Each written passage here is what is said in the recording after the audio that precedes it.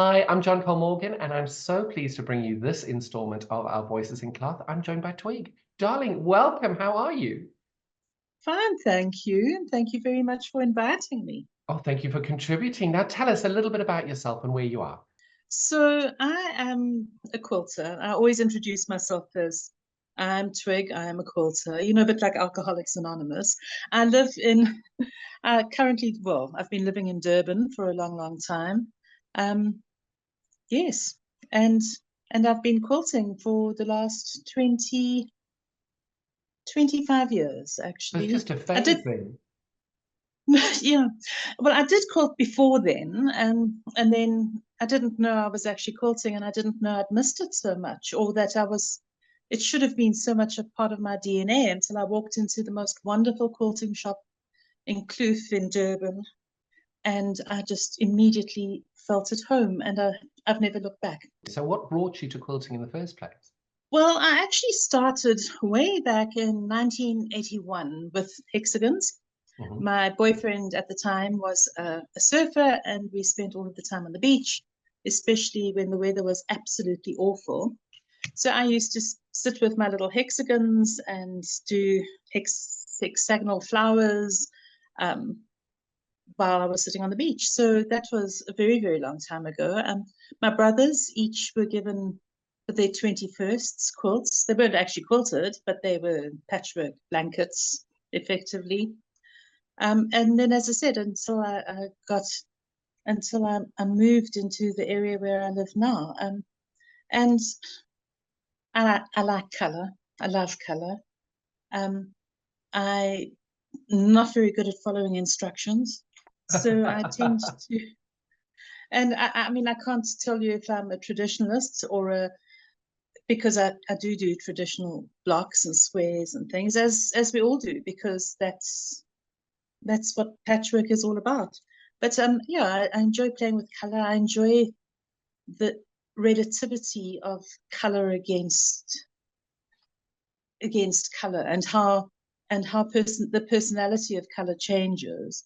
But having said that, I've never ever used a color wheel or anything like that. So I just do what I do.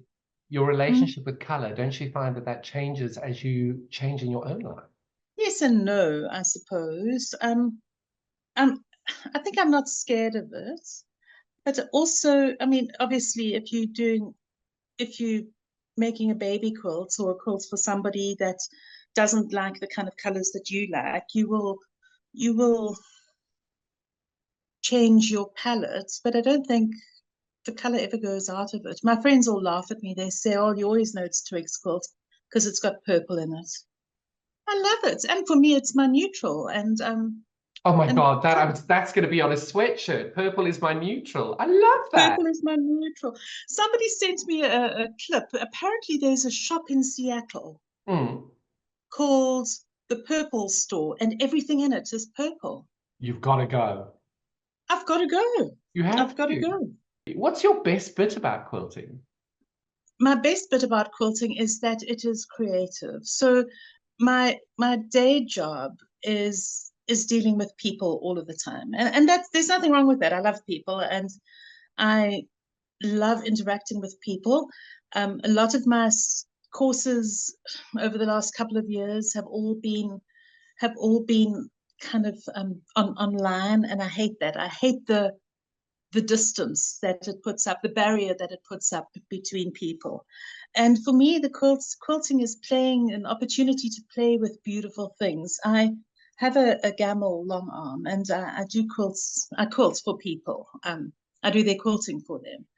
Um, and it's just so wonderful to be able to not only play with my fabrics, but also to and make my quilts. But it's also wonderful to see what other people are doing all of the time and the pride that people put into their quilts. And for me, it doesn't matter if I sew a little bit in a day or if I sew a lot in a day, as long as I've got this is my safe space. When my children were young, it was my relaxing space. When they grew up and were driving me absolutely bananas, it was my place to kind of get in touch with what was really important. When they left home, it was my place to come and grieve, I suppose, in a way. But it's just kind of, it's a fantasy world. But it is a world where you do need to focus, and it is very mindful, and you can Absolutely grieve through stitching, very much so. Yeah, I use grieve loosely. I mean, Oh no, I they've understand left what you meant. home, I understand but completely. yeah, it's kind And of, I think any mother whose child has gone off to university, they grieve. Of course they do. You oh no, grieve the life that they're absolutely. not coming home, and they're not coming home as the same people. You've trusted the process, you put so much into them, and now they let them into the world. And Yeah. what do you think sets you apart from other quilters? Well, I don't know if I'm set apart from other quilters. I think quilting is a community. We are, well, I don't know if you remember the concept of Ubuntu. We are who we are because of the people that surround us. And I think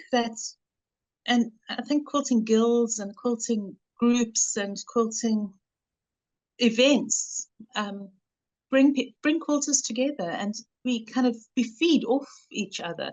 And I don't know if, yeah, there are. We have the quilterati, and we have the beginners, but in between that, everybody has something. Everybody has something to add. I don't think I'm different to any other quilters. There are other quilters that use purple more than I do. There are other quilters that use more color or less color than I do, and it doesn't really matter. We But are part of that's for a their group. quilt. That's for their quilt. That's not for yours. Absolutely, yeah. Mm. Are you going to the festival this year?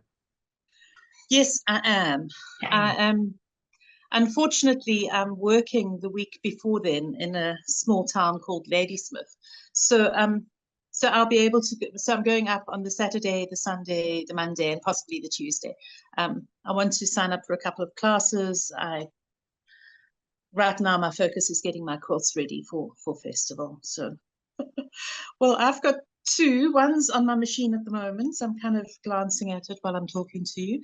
One still needs a border on it. So those are my two entries. And then we've got a group quilt that is finished, that I need to quilt. And then I've got three quilts for friends, customers, as it were, to get those done. So yes, Wonderful. it is getting a little bit stressful. But it mustn't be, because I know for Well, all South Africans, we always make it work. We don't need the drama, but my goodness, do we create it sometimes? We don't need it, but we have it. oh, absolutely, absolutely. Yeah, I'll be able to do, while I'm away in Ladysmith, I'll be able to do the binding on one of my quilts. So that'll kind of, because it's always those last minute things, isn't it? It's always the binding, and oh my goodness gracious me, I've forgotten to put the bloody sleeve on, or something like Or the that. label in the right place and all of that. Yeah, yeah. So what drew you to taking part in the Voices in Cloth project?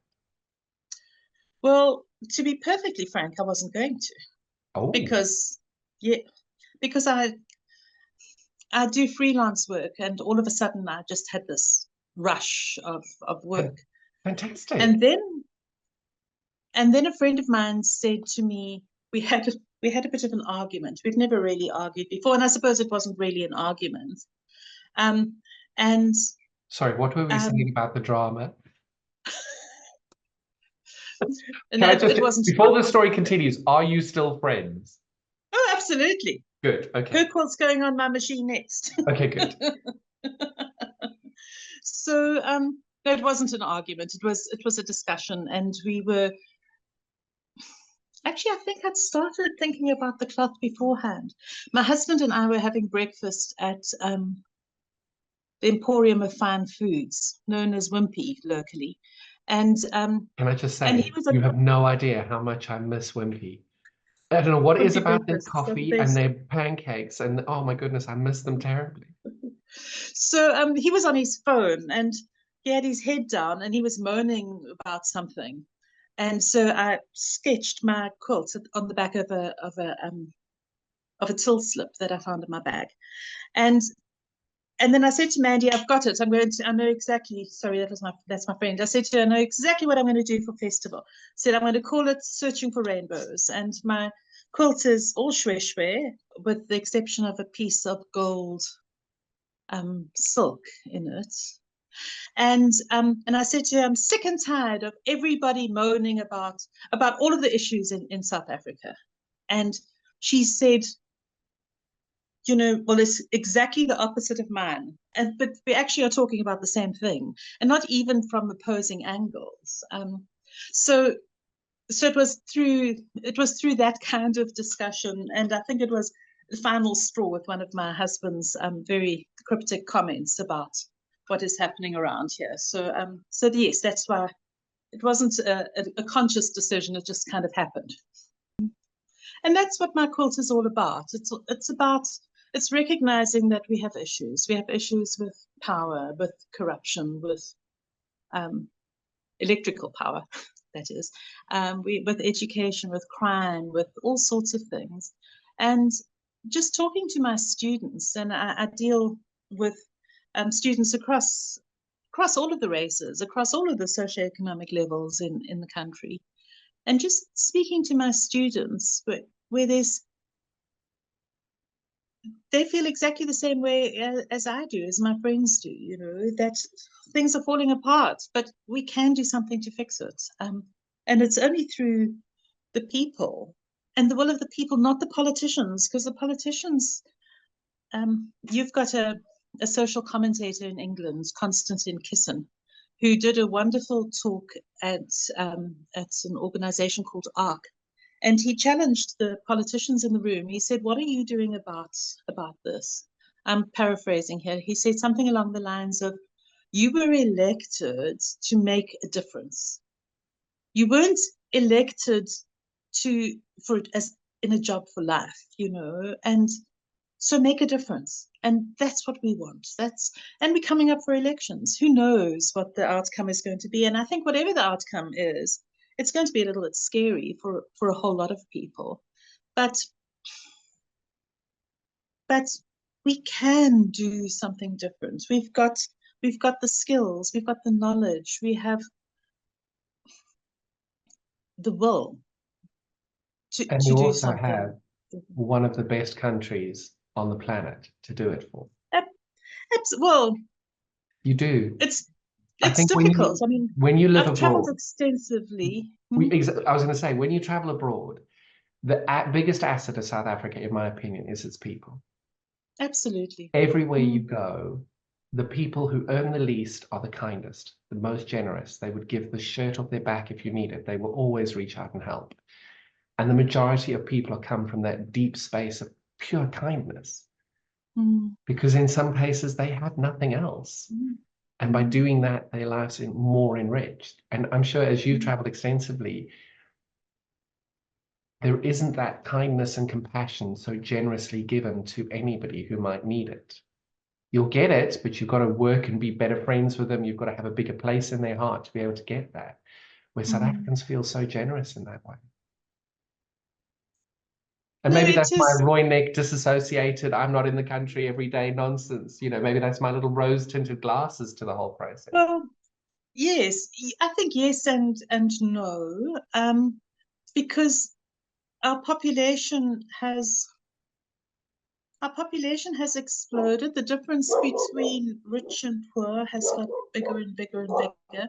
We've got more, and I don't know if this is actually true, but apparently we have more people that have entered into parliament and become millionaires since they have been in public positions than anywhere else in the world, percentage wise. As I say, I don't know if that, but there's this whole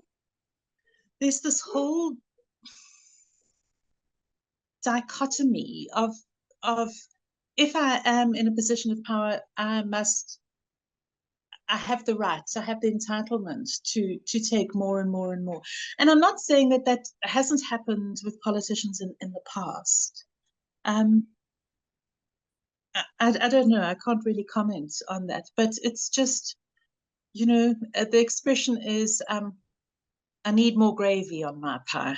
And that's, yeah, and that's quite scary. And you're not going to get um, people being altruistic in that kind of environment. But yeah, who knows? But I love it here. I love South Africa. As I say, I have traveled a bit, and it's always been nice to come home. But I want to be able to come home to a revamped version of what we've got. So I want to come home to less people on the streets, less beggars, less. We never we're never going to eradicate poverty, but I want to be able to. I want people to be cared for. We don't have systems for old people to be cared for by the state. It can only be done privately at huge cost to them. We've got our government who can't keep our public hospitals open, but the public hospitals are being used as cash cows to line people's pockets. And we can't care for people in the hospitals. You know, you go into a government hospital with I don't know, you've been in a car accident, and you lie there, and they're not going to operate on your broken bones for 6 or 8 weeks. I have a friend who had a hernia for a year and a half, which got worse and worse and worse. Now, we're in the UK. The UK is seen as a bastion for social care and how things should all be based on and how everything is set as benchmarked against. And this friend of mine had a hernia where, I hope he'll forgive me for oversharing, his small intestine had gotten all the way to his testicles and it had been there for 11 months. And he was refused funding for his surgery for a year. So it's not just, I think government everywhere at the moment has forgotten the responsibility to its people. And I think that I'm not saying it's not a South African problem by any stretch, but when you just look at the UK politicians as well and how self-serving they are, I think it's a worldwide thing. I don't think it's just South Africa anymore. And again, I have a different perspective because I don't live in South Africa, but I'm heavily invested in its prosperity. But when you live in the UK and you see, and I know that it's not a silly thing, it's not a trivial thing that somebody's bodily parts, it took, in the recovery, it's been 9 weeks of trying to recover from a 5-hour surgery, which if you did it at the time, it would have been 30 minutes. That one person, that one funding. And we're not talking about a £30,000 operation. It was £1,500 was the funding he was after. And the administration of rejecting it on 5 different occasions to get the surgery approved, surely that would have cost close to the £1,500 of just approving the surgery. So absolutely. It's a very scary story worldwide. And I think that we as people, or certain pockets of people in government and in healthcare, have forgotten you're supposed to be doing this because you care. So, and my quilt is all about how can we make a difference? Where do we find those rainbows? And there are people, and also the problem is that social media only focuses on the negative. You've really got to dig and look for the positives. Everything is blown out of proportion. The algorithms keep on feeding us the same stuff, kind of, as you say, it's like an echo chamber. And that's so those are the rainbows that I'm searching for. That I'd like us all effectively to search for. It's a powerful message, and I think the message behind it, which is why I love doing these interviews, because hearing more from you about your project, I think is really important. What do you think will come from this project? I don't know, actually. Yeah, I'm just hoping that there will be an awareness raised. I mean, I don't want us to be kind of poor South Africans, as in, oh, shame the poor South Africans. I want us to be able to stand on our feet as a nation with integrity, which is a little bit difficult at the moment. I want to, while I am proudly South African, I really want to be proud of that, and not use it as a kind of a defense rather as just a pure fact. Yeah. Do you think there's anything that makes South African quilters different to those of the quilters around the world? I think we're better quilters than some of, and I'm not talking about the the top echelon, but I'm just talking about our average quilters are. We seem to, and I look in the quilting magazines, and I look in the and I look at some of the quilts that I see from that have been sent here from, and I think in many ways our techniques are. I think we use color better, and I think that um, you know, there are not that many people that kind of stick to the traditional browns and creams and burgundy kind of thing. Um, but I think that generally our average quilters I think are better than many that I've seen. Why would you But not I'm want not me to really do that? qualified. Why I'm would you not really want not me to? qualified to say that. Why do you say that? What you've said is really real, and it's about perception. It's about what you like versus what other people like. And so if I want to buy fabric here, I've got a shop. So I'm really lucky. I'll go in, I'll buy a meter of everything, bring it home, sort it, and it'll sit there. But when I go to South Africa, I was looking for a backing of a quilt. Turquoisey blue protea fabric, really cute, perfect for the backing. I needed 6 meters. I had to go to 6 different shops to get 6 meters, because one had 3 meters, the other shops had bought but had sold, so I had to go to 6 different shops to get it. So you got to work harder to get your fabric in South Africa. I think it's the cost factor. I mean, with our rand dollar exchange rate, it's crippling, you know. So we do tend to buy smaller pieces. I mean, if you believe the American stories, and I don't see why not, because they're posted by Americans, is you know, they buy a roll of this and a roll of that, and I mean, for the us, we'd much rather buy a lot more fat quarters. I must say, I don't like fat quarters so much. I prefer half meters, but I'd rather buy a variety of half meters.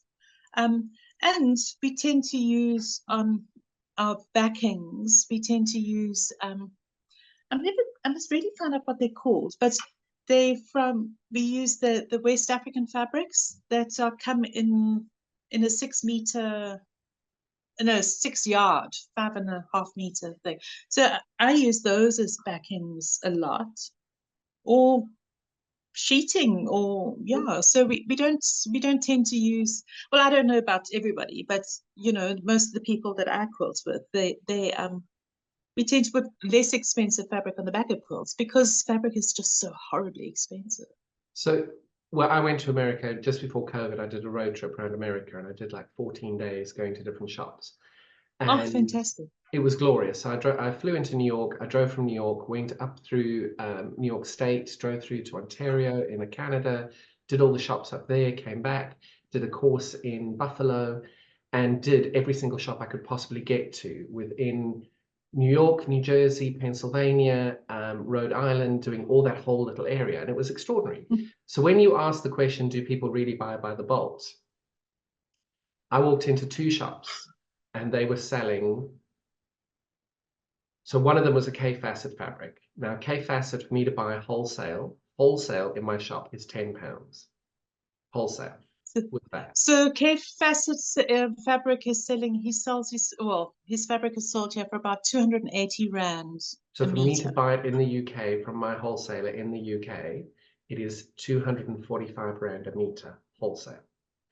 So when I went to America, I'm walking into a shop and the woman was selling K-facet fabric at $6 a meter.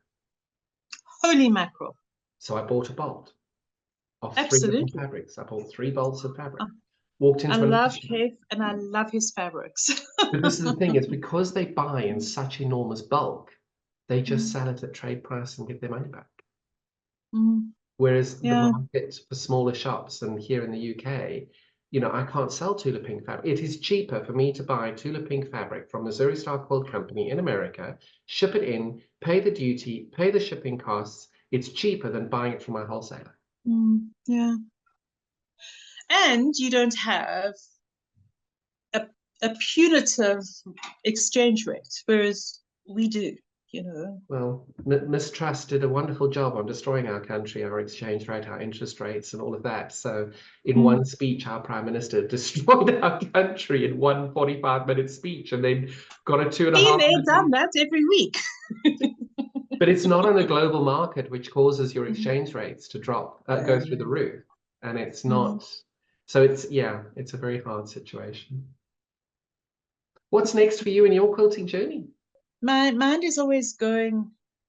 I've got at least 15 projects in my head, and easily double that have started. I'm a typical Gemini. I love starting. I then get a bee in my bonnet when I'm feeling as though I'm floundering amongst all my half-finished projects. So my mission is to finish. I've got about, I don't know, about 10 or 12 quilts that are still flimsies that are mine. But you know, the paying customers always come first. So Always. So yeah, so actually doing 2 quilts for festival means that I've got 2 less to do. You know, 2 that are now completed. But yeah, so I haven't got anything specific. Yeah, I'm just trying to finish. My daughter has challenged me and said, she said, Mom, I know that by the time I get around to having children, she's 25 and she's just started her first job, so she's not planning on having kids just yet. But she said, you better start making quilts for me because I know your style. By the time our children turn 18, their baby quilts will be ready. So I've been working on a granny box and making things and putting them in there for her. So Is there anything I haven't asked you that you'd like to say? no, not at all. I just think the project is exciting. I wish you well with it. I think that and yeah, I hope all of the quilts made by South Africans. Is that correct? All of the voices and cloth. So I think that would be a very powerful message to put on display in the world. You know, people have such set ideas. I suppose our perceptions are our realities, and people have such ideas about what South Africa is. Who we are, and people ask us such stupid questions at times, only due to complete ignorance or lack of understanding of situations. So I'm hoping that it'll be good press for us. It'll be good awareness. It'll be good awareness for South Africans. I don't know how you're going to cope with 200, and how many of them are there? 250, I'm hoping for. Okay. Oh, you haven't got them all in yet. Got 230 in with 210 contributors. Okay, fantastic. It's And how are very you going to cope? How are you going to cope with all of those on display? I've run a quilts festival, so I know that it's not easy, and lots of little quilts kind of create It takes problems of up their a own. big amount of space, and Mm, I can safely say that the KZN committee and the festival committee are phenomenal women, and they are talent mm, that is untapped. And I've been very, very lucky. Leanne has created a wonderful space for us because when we were only 100, we were going to be in a corridor. And now that we're okay, more than 100, we now have because I think we worked out it's going to be 18 meters long okay. by 2.5 meters high. And I don't want it to be 2.5 meters high because I think that's a little bit too high. I think we're going to look at 2.1 meters because even that's quite Mm, high. But we'll see. mm, And I will slot wherever Leanne tells me to hang them, I will put them. The biggest problem is not problem, but the biggest challenge is going to be figuring out what order to put them all in and to lay them all out and get them all exactly right, because you've got to have a synergy and a flow and make sure that there are eye-catching pops here and there, not just having yeah. all the Yes. eye-catching one thing. Or you color Mm, edit it and you do the African rainbow all the way through, going from darks to lights. So that's my next challenge, is trying to figure out how mm. I'm going to lay them all out. John, one of the things that, as a complete aside, one of the things that has always disturbed me about quilt competitions is that the judges look at each quilt cold, and the mantra is always, well, the quilt needs to talk for itself. But very often the people, I mean, we all know that perceptions change, and we all look at the But world also through perception different eyes. subjective. Absolutely, So my perception absolutely. of what you create and what your perception of what you create are two totally different. And yet, when judges judge quilts, they have no idea of the story behind it. They're just, yeah. So, and that's why I think that this project of yours is absolutely, it's absolutely wonderful. I think that we can change the world with things like this, you know, and we can change people's perceptions of us. One of the biggest problems I think we have in South Africa is that we don't have enough quilters of color. We've got plenty of Indian quilters, but we don't have a huge number of black quilters, African Nor do quilters. we in the UK. And and and if you look at our population percentages in South Africa, we've got 95% of our population is black, but they look down on quilting, and quilting is something that poor people do. I think going forward, it's a case of that's what I'm hoping to adjust is by doing this. But if you don't try, you don't know. Exactly. You know? Yeah. Exactly. Yeah. And I think South Africa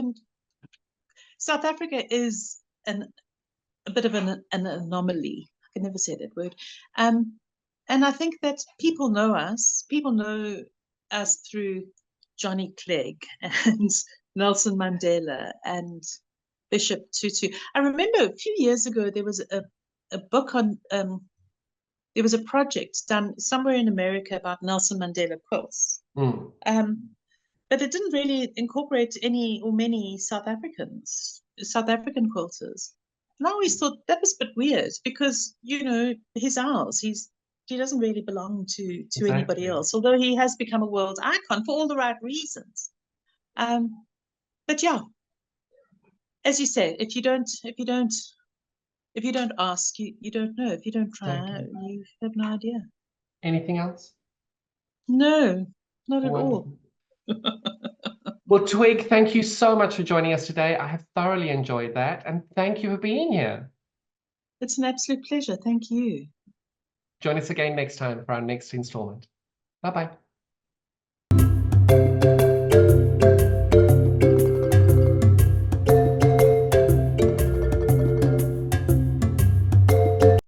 Hi, my name's Twig. I'm a quilter.